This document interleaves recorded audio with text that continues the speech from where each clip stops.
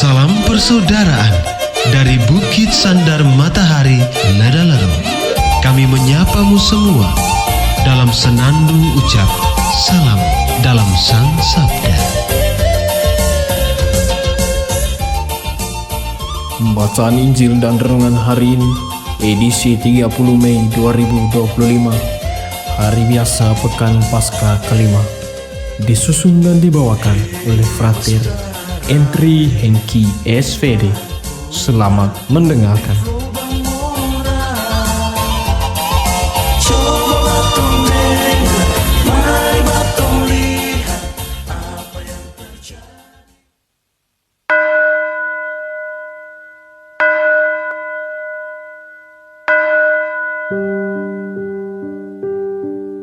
Bacaan dari Injil Yohanes.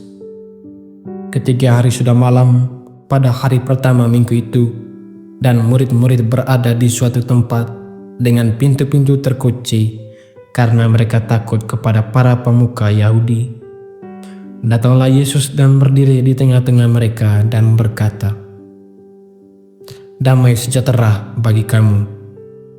Sesudah berkata demikian, Ia memperlihatkan tangan dan lambungnya kepada mereka. Murid-murid itu bersukacita ketika mereka melihat Tuhan. Kata Yesus sekali lagi, "Damai sejahtera bagi kamu. Sama seperti Bapa mengutus aku, sekarang aku juga mengutus kamu." Sesudah berkata demikian, Ia mengembusi mereka dan berkata, "Terimalah Roh Kudus.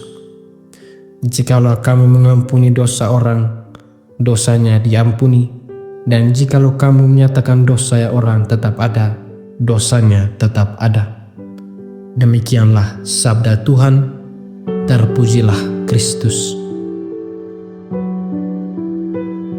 Bapak, Ibu, saudara-saudari pencinta Sang Sabda, judul renungan kita hari ini ialah sukacita yang mengatasi kesedihan. Yesus menyampaikan bahwa para murid akan mengalami perubahan yang drastis dalam waktu dekat. Mereka akan beralih dari kebersamaan dengannya menuju suatu periode kesedihan dan kesepian.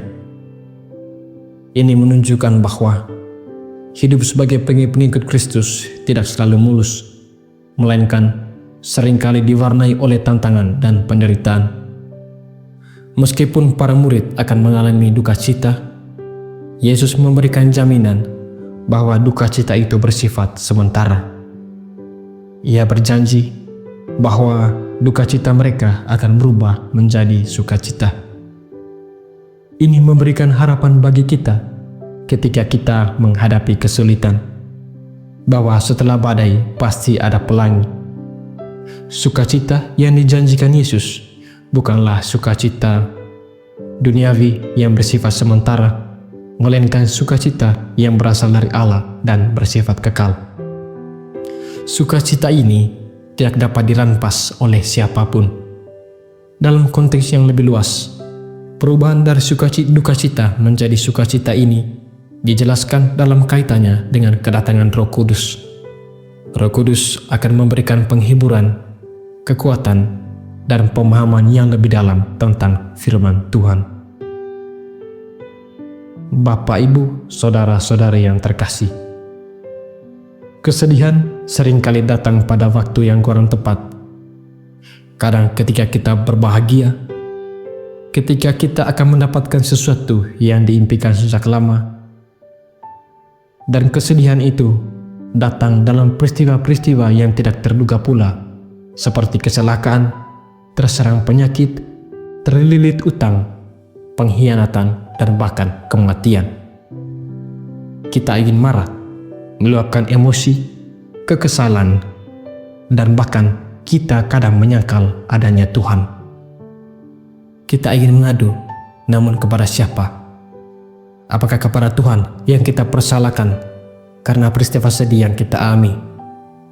Semuanya seakan terasa menjauh kita, dan kita merasa asing sendiri, dan bahkan merasa asing dengan diri kita sendiri. Namun Yesus berjanji akan memberikan sukacita kepada kita. Karena itulah Yesus meminta kepada kita untuk menerima kenyataan hidup kita yang selalu diwarnai pasang surut, kadang bahagia, kadang sedih. Kemudian kita harus percaya dan berpegang pada Injil Tuhan, bahwa semua ini adalah bagian dari rencananya, bahwa penderitaan dan kesedihan yang kita alami saat ini hanya bersifat sementara dan akan ada pelangi sehabis hujan. Dalam keadaan sedih dan tertekan, hendaknya kita mencari penghiburan dan ketenangan kepada Roh Kudus, bukan kepada pelampiasan yang nanti akan membahayakan diri kita sendiri. Kita yang percaya akan Tuhan serta janjinya akan sukacita kekal, menjadikan kita tidak terus-menerus mendekat dalam kekalutan, melainkan bangkit menuju tapak-tapak kehidupan yang baru, yang dipenuhi oleh rona keindahan dan semerbak keagungan. Di balik penderitaan dan kesedihan yang selama ini kita alami, Allah mau mengingatkan kita untuk selalu berserah kepadanya dalam keadaan apapun, sebab Ia tidak akan melupakan umatnya sendiri.